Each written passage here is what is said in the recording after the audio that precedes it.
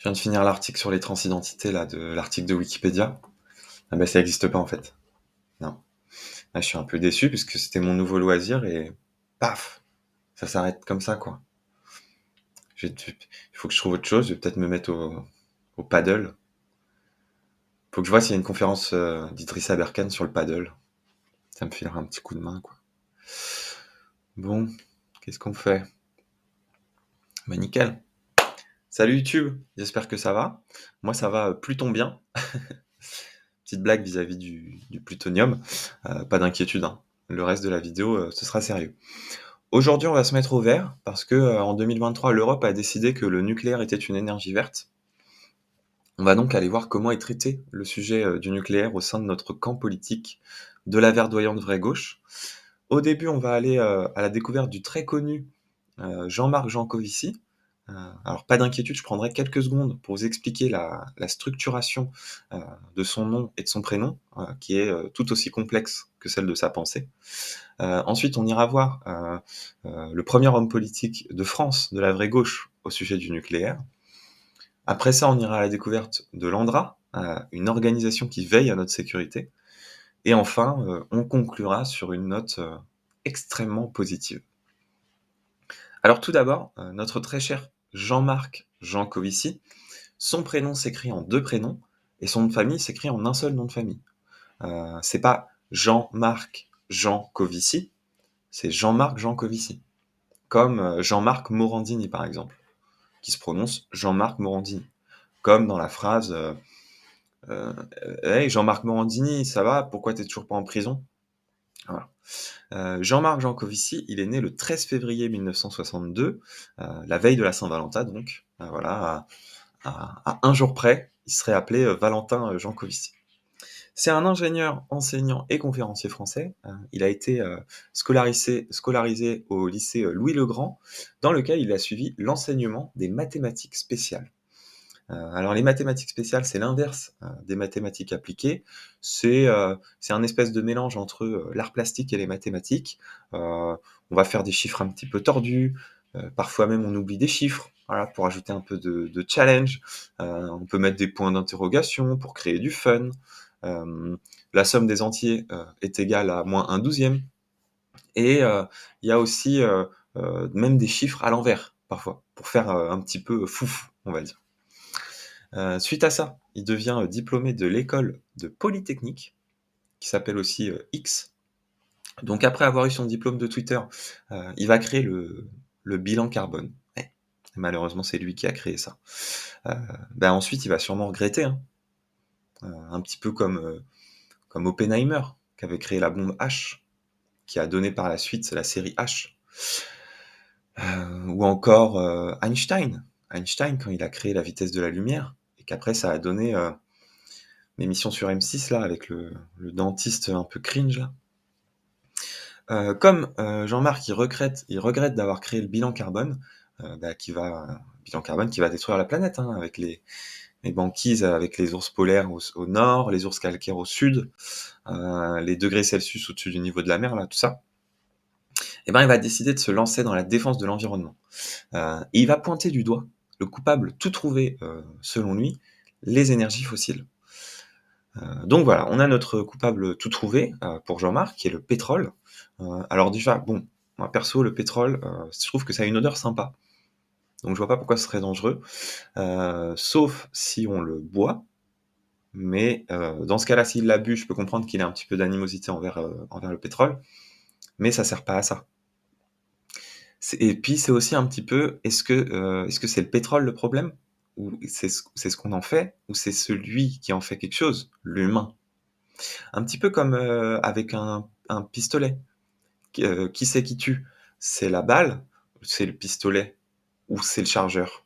Ou c'est la lunette? Mais la lunette du sniper? Ou la lunette de la personne qui vise, qui a des verres à flelou parce qu'elle a une myopie naissante à cause d'une suractivité de la rétine? On ne sait pas, on pose la question. Hashtag Free My Liberty, libérer la liberta pour les non-musicaux. Donc là, on voit que Jean-Marc, il a un adversaire tout trouvé. Il va pas lâcher le morceau, même si on lui propose un autre adversaire que des bidons d'essence. Dans une interview sur France Inter, c'est une radio un peu cheap, Il y a un auditeur qui lui demande, «C'est pas un peu la faute du capitalisme, toute cette merde?» Alors, un peu choquant.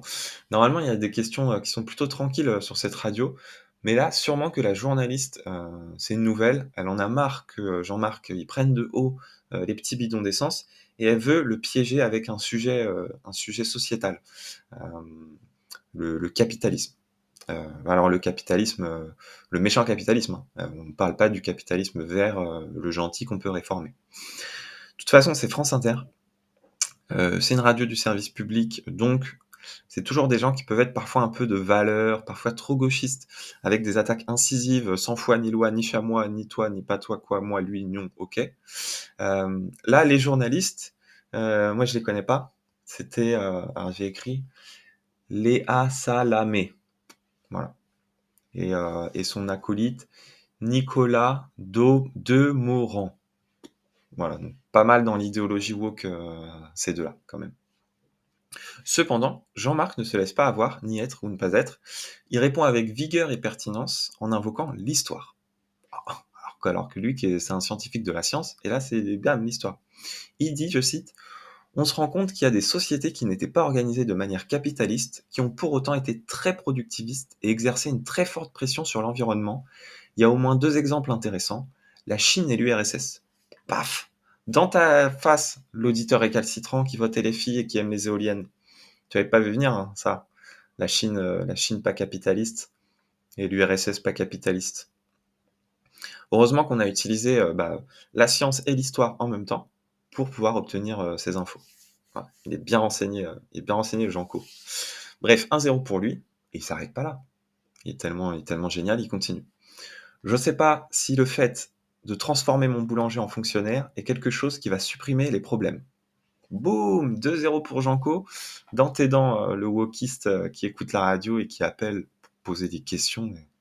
Mais qui fait ça en 2024? Vous connaissez, vous, des gens qui appellent à la radio pour poser des questions? Moi, non. Bref, Janco, il coco par cœur son marxisme. Il nous cite d'ailleurs le livre 1 de Carlito Marxito, Premier commandement, tu transformeras ton boulanger en fonctionnaire. Alors ça, c'est la base, bien évidemment. Aujourd'hui, on a dépassé ça depuis longtemps. On a dépassé Marxito avec Bernard Friot. Livre 1, premier commandement, tu transformeras l'entièreté des atomes de l'univers en fonctionnaires. Deuxième commandement, la Voie lactée, c'est du salaire. Donc Janco, c'est pas un noob. Il connaît ses dossiers et il va d'ailleurs le prouver à Mediapart durant une émission d'1 heure. Oui, je l'ai regardé en x1,5, je pouvais pas plus parce que Janco parle plus vite que son ombre. Mais je suis là pour vulgariser le grand intellect de notre gourou du nucléaire. Et pour cela, je vous propose un dialogue créé par moi-même entre Janco et la journaliste de Mediapart, Jade Lingard. Je vais vous le lire parce que je l'ai pas appris par cœur. J'ai autre chose à faire que d'apprendre plein de textes par cœur. Alors, acte 1, scène 1. Alors pardon, mes interprétations, voilà, je suis pas théatrologue, théâtriste ou je sais pas trop ce qu'on dit. Moi, j'ai le BAFA, j'ai même pas pris l'option match d'impro. Voilà, donc un peu d'indulgence, s'il vous plaît. Acte 1, scène 1. Bonjour, je suis Jean-Marc Jancovici, je suis très intelligent. Bonjour, je suis une journaliste, je suis une femme. Waouh, ça commence mal. Non, je rigole, ah ah ah, c'est de l'humour. Ok, ok. Bon, le pétrole, c'est de la merde, je vous le dis. Attendez, j'ai pas dit de question. Vous comprenez rien au sujet, c'est aberrant. Acte 1, scène 2. Ma question est la suivante. Le nucléaire, c'est dangereux un peu, non? Grognasse. Quoi? Tout est dangereux, hein, même les escaliers MDR. C'est pas drôle? Ok. Jean-Marc, vous trouvez pas que le nucléaire, c'est plus dangereux pour les pauvres que pour les riches? Thomas Pesquet, une fois, il a pété dans l'espace MDR. Je comprends pas. Ok. Acte 2, scène 1. Vous voulez pas faire un référendum sur l'uranium? Bah, il y a déjà des sondages, donc bon, c'est pas pareil. Si on était suisse, OK, mais là, non. Ouh là! Les petits Suisses MDR, les yaourts là, oh, on rigole purée. Arrêtez SVP. Acte 2, scène 2. Jean-Marc, vous êtes contre le capitalisme? On est comme des tigres, OK? Quoi? Feur, et c'est le monde animal, hein. Expliquez-vous, Jean-Marc, vous m'effrayez. Graou, miaou, waf waf. Je vais partir. C'est dans notre ADN, on est des tigres à dents de sabre. Acte final, donc la fin. Jean-Marc, vous savez c'est quoi le capitalisme? C'est moi le capitaine, d'accord? Comment ça? Mon épicier, c'est lui le capitalisme, donc bon. Vous comprenez rien au sujet, c'est ça? Je vous déteste, vous et le pétrole. Merci pour ce débat apaisé et à bientôt. Ouf ouf, MDR. Fin. Voilà. Ça, c'est pour son super passage à Mediapart. À côté, il a fait une super bande dessinée avec de très beaux dessins. Pas aussi beaux que ceux de Vite Carabin, mais ça, c'est pas un niveau humainement atteignable, donc c'est normal. La BD, c'est une ode bah, à la gloire de l'intellect de Jean Co. Et aussi, dedans, il y a Iron Man. Voilà. Petit bémol, moi, que je mettrais, je trouve que la BD, elle parle quand même pas mal de l'idée de souverainisme, de souveraineté. Moi, ça me fait penser un peu au communautarisme. Ah, j'aime pas. Ah, désolé, j'aime pas le mot, vraiment, j'aime pas. Et pour moi, c'est oublier tout l'aspect multiculturel et mondialisé du nucléaire français, qui sur les 10 dernières années est allé chercher 27% de son uranium au Kazakhstan, 20% au Niger et 19% en Ouzbékistan. Voilà, donc c'est important de remettre les choses dans leur contexte. Ce qui est bien, c'est qu'il a évité de parler d'un méchant documentaire pas du tout objectif, qui s'appelle La colère dans le vent d'Amina Ouaira, qui raconte comme quoi, soi-disant, dans la région dans laquelle Areva exploite le nucléaire depuis 1976, il y aurait de la contamination, l'eau serait contaminée, tout serait contaminé, voilà, comme par hasard, tout. Bref, voilà, c'est pas avec ce genre de choses qu'on va faire avancer le nucléaire en France et faire avancer les consciences. Voilà, donc je vous invite vraiment à vous méfier de ce documentaire, La colère dans le vent, d'Amina Ouaira, qui est sorti en avril 2016, qui est disponible sur Internet pour 3 €, qui a été nominé au African Movie Academy Award du meilleur documentaire. Voilà. Mais oublions ça et revenons à notre berger. En résumé, Jean-Marc, il n'est pas des pains au chocolat, il est décroissant. Mais il est aussi pour le capitalisme. Ce combo qui semble assez bizarre lui permet de pouvoir donner plein de conseils écologiques avec son cabinet de conseil Carbone 4. Carbone 4 à plein d'entreprises, Vinci, Veolia, Bouygues, EDF, même des entreprises du CAC 40 aussi, beaucoup d'entreprises du CAC 40. Mais là, vous allez me dire, comment des entreprises acceptent de bosser avec un mec qui parle de la décroissance inévitable à chaque fois qu'on lui met un micro devant la bouche? Eh bien, le génie de Jean Co, il se situe dans le fait que il ne va pas politiser cette décroissance. Contrairement aux militants et aux militantes wokistes qui vont lutter pour la décroissance, qui vont vouloir qu'elle arrive. Jean Co, lui, il dit que la décroissance, elle va arriver, quoi qu'il se passe. Que bah, voilà, c'est à cause de la science, c'est à cause du striatum, c'est à cause de notre ADN, tout ça, tout ça. Donc, il faut faire avec. Et s'il faut faire avec, eh ben, autant aller donner des conseils à des grandes entreprises pour qu'elles fassent les choses le mieux possible. Alors attention, parce que je vois venir là la gauche du cancel dans les commentaires qui met des dislikes. Oui, il doit se faire plein de thunes. Faux. C'est pas du tout, c'est pas du tout vrai. En fait, il fait ça bénévolement. Et en échange de ses actions bénévoles, il reçoit une indemnité de 10 000 € par mois. Voilà. Alors pas d'inquiétude, parce qu'on peut se demander comment il fait pour vivre avec si peu d'argent.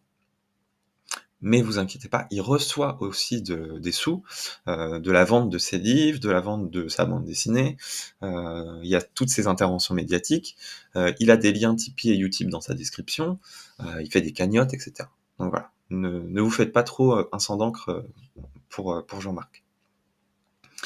Assez parlé de notre héros, et voyons voir comment on peut transformer, ce discours, qui est un discours scientifique, en un espoir politique emmené par le plus beau parti politique de l'univers de la vraie gauche au sujet du nucléaire. Je parle bien sûr du PCF, le parti communiste de Fabien. Ça va être assez court, bah, Fabien il adore, le nucléaire, voilà, il kiffe ça. Il trouve que ça pète la classe, que ça fait stylé. Il était allé visiter une centrale nucléaire d'ailleurs et il avait dit un truc, il avait dit, je cite: «Purée, je me vois bien faire une petite recette avec l'uranium là. Je vois des rougets et une bonne mayonnaise faite maison à la maison avec de la transpiration de la classe ouvrière, ça enverrait du steak, du pâté, haha». Voilà, donc notre avenir est entre de bonnes mains. Afin que tout se passe bien avec le nucléaire, il existe l'ANDRA. L'ANDRA, c'est l'Agence nationale pour la gestion des déchets radioactifs. Là, vous allez me dire: «Quoi? Des déchets? Des déchets radioactifs? Mais qu'est-ce que c'est?»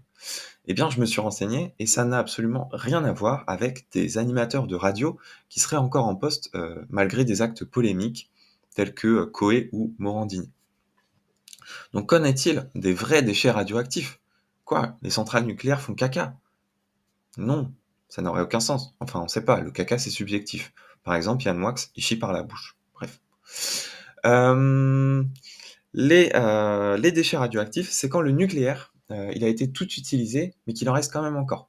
Et ces déchets, ils continuent à faire de la lumière verte, là, comme dans les Simpsons. Donc il faut les mettre quelque part, pour pas que ça fasse des dégâts sur les gens ou sur l'environnement. Et c'est l'ANDRA qui s'occupe de ça. Mais il faut aussi faire croire il faut aussi expliquer aux gens que, les déchets sont bien gérés, que, ils sont pas dangereux si on s'en occupe bien et qu'en vrai, eh oh, hein, arrêtez de paniquer pour rien. Vous êtes ingénieur en radio, nucléaire quantique? Je crois pas, donc merde un peu quoi, fermez-la. Et c'est aussi l'ANDRA qui s'occupe de ça. Pour toucher, tous les publics, l'ANDRA va sponsoriser des créateurs et des créatrices de contenu, sur YouTube pour faire leur promo. On a par exemple, Simon Pêche, qui est un mélange, entre, Mediapart et Le Nouveau Détective.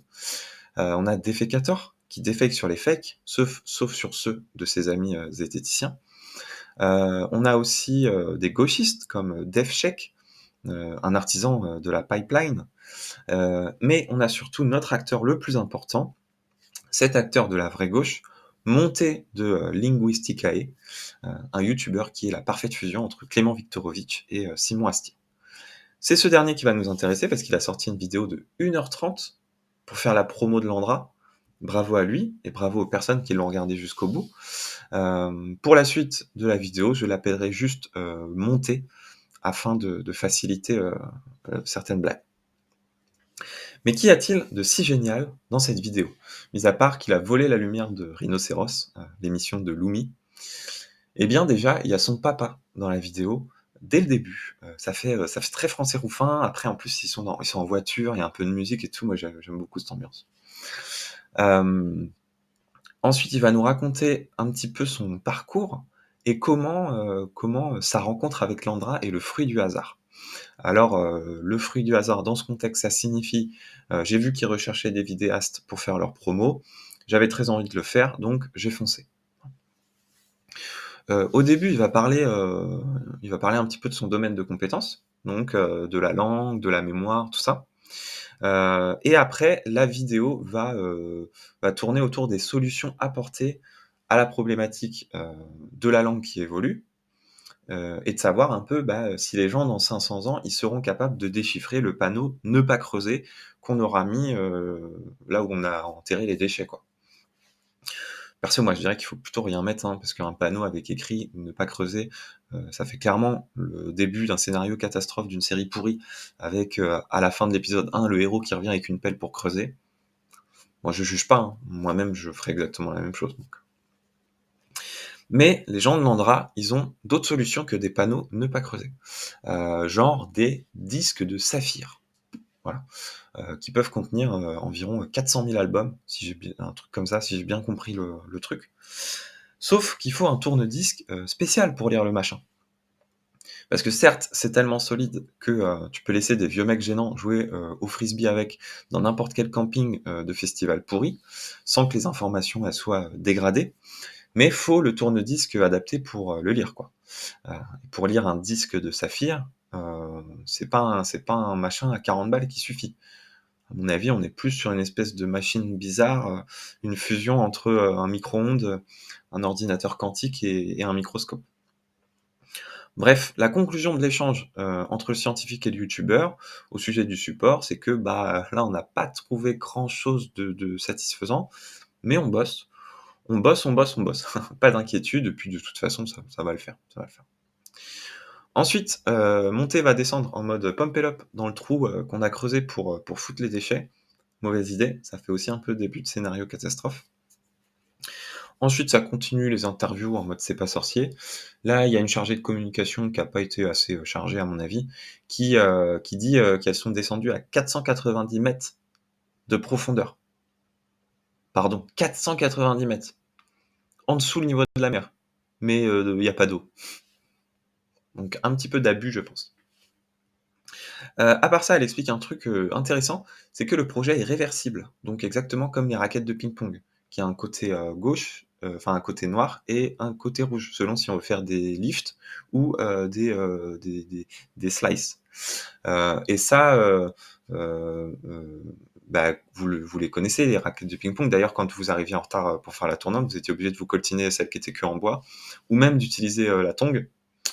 Et d'ailleurs, je pense que gérer des déchets nucléaires en tongs, c'est un coup à choper des petits champignacs, très facilement. Après Monté, il pose une question et là la personne elle dit: ça je sais pas, c'est les générations futures qui verront». Et ça fait plaisir de voir l'ancienne génération qui laisse le choix à la nouvelle génération. Merci beaucoup pour ce message d'espoir. Parce qu'elle aurait largement pu décider, de produire, les déchets et de les gérer elle-même, mais elle décide de faire 50-50. L'ancienne génération produit les déchets et la nouvelle génération va les gérer. Un vrai travail d'équipe. Ensuite, Monté va remonter pour aller voir le directeur de stockage du Gros Trou, qui lui parle, des déchets de la Manche. Honnêtement, là, j'ai pas spécialement compris parce que je vois pas l'intérêt de critiquer la Manche. Je pense pas que ce soit en débardeur qu'on puisse gérer des déchets radioactifs. Bref. Voilà, petite anecdote assez rigolote, les déchets qui doivent aller dans le Gros Trou là, ils sont actuellement chez Cotentin. Voilà, l'acolyte de Maudit, la preuve que Blast, ça paye bien, parce que pour stocker 527 000 m3 de déchets radioactifs, faut de la place quand même, hein. J'ai fait le calcul, je crois que ça correspond à un T5 avec un petit jardin. Donc, on se met bien avec l'argent des abonnés. Bon, je vous détaille pas, la suite de la vidéo de Linguini là, c'est exactement le même discours que Janko, vu qu'ils sont, bah, tous les 2 très scientifiques, très neutres et tout ça. Donc en gros, les gens sont ignorants parce que, le nucléaire, c'est quand même pas dangereux. En plus, les gens, ils ont peur d'un truc pas dangereux, mais bizarrement de vivre sur du radon, ils s'en foutent. Ils le savent même pas. Moi non plus, d'ailleurs. J'ai appris à 28 ans que je vivais sur du radon, un truc hautement cancérigène qui fait 3000 morts par an. Personne n'avait jugé bon de m'en parler, même pas ma mère. Incroyable. Et les gens, s'en fichent aussi de vivre, voilà, autour de centrales, centrales de déchets extrêmement dangereux, extrêmement polluants, autour de barrages qui peuvent être également très dangereux et tout ça. Bref, les gens sont bêtes, il faut leur offrir le savoir. On a manqué de pédagogie, on aurait pu peut-être mieux expliquer. Vous connaissez la chanson. Pour conclure, sachez donc que le nucléaire n'est pas dangereux du tout, il est bien protégé par Janko et par l'ANDRA, et depuis quelques jours, il est encore mieux protégé parce que EDF a choisi de laisser la, la planification de la maintenance de ces centrales nucléaires à Amazon, voilà, de manière bénévole bien sûr. Jeff Bezos, en échange de ça, touchera une indemnité forfaitaire de l'ordre de 860 millions d'euros. Bah, c'est nickel. L'avantage en plus, c'est que s'il y a un accident au sein d'une centrale, Amazon sera en première ligne pour nous produire un super documentaire des plus palpitants. Voilà. Merci d'avoir été jusqu'au bout de cette vidéo. Je vous dis à la prochaine. Ciao YouTube et bye bye.